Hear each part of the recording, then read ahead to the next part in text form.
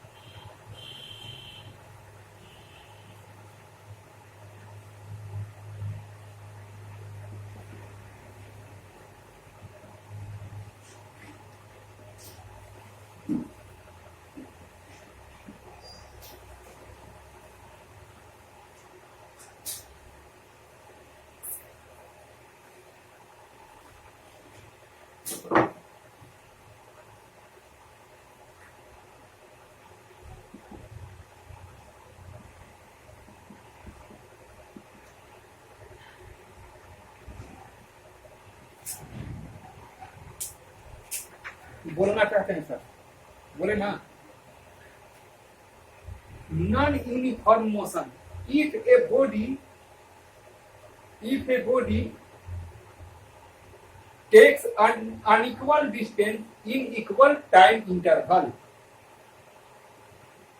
If a body takes unequal distance in equal interval of time, is called non-uniform motion. Example: free falling body from certain height per second. अगर जो कोई object या कोई body पहला second में 10 metre distance take किया, लेकिन दूसरा सेकंड में 15 मीटर, तो पहला सेकंड में 10 मीटर किया तो मोशन बराबर होता है इक्वल टू कहता है डिस्टेंस बाय टाइम। यह 10/1 10 हो जाएगा मीटर पर सेकंड, लेकिन दूसरा सेकंड में अगर तो 15 मीटर डिस्टेंस टेक करता है तो मोशन बराबर distance equal to distance by time, therefore 15/2 7.5 metre per second हो जाएगा। और तीसरा सेकेंड में जो 18 मीटर डिस्टेंस टेक किया तो हम पाते हैं कि मोशन बराबर डिस्टेंस बाय टाइम यानी 18/3 6 मीटर पर सेकेंड। तो इस प्रकार यहां पाते हैं कि इनके मोशन में डिफरेंस पाया गया। पहला में 10 मीटर पर सेकेंड, दूसरा में 7.5 metre per second, 7.5 metre per second और तीसरा में 6 मीटर पर सेकेंड। तो इस प्रकार अगर जो हमको मोशन प्राप्त हो, इसको क्या कहेंगे? नॉन यूनिफॉर्म मोशन, यानी मोशन एक समान नहीं है।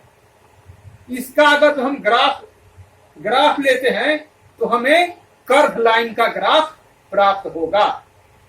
बात समझे आप लोग?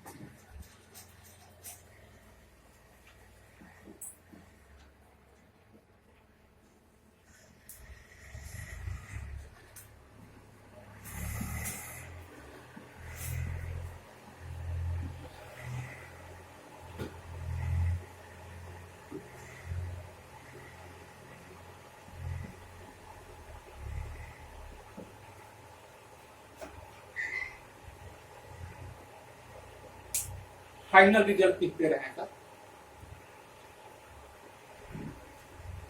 बेटा ना।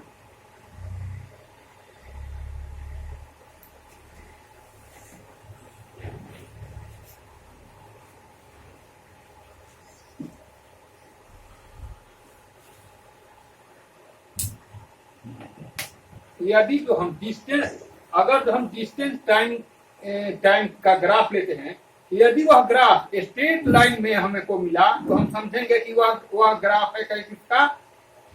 यूनिफॉर्म मोशन का। यदि जो ग्राफ हमको कर्व लाइन में प्राप्त हुआ तो हम समझेंगे कि वह ग्राफ नॉन यूनिफॉर्म मोशन का ग्राफ है। बच्चे बस आज इतना ही। कल मैं आपको पढ़ाऊंगा स्पीड, एक्सीलरेशन और वेलोसिटी।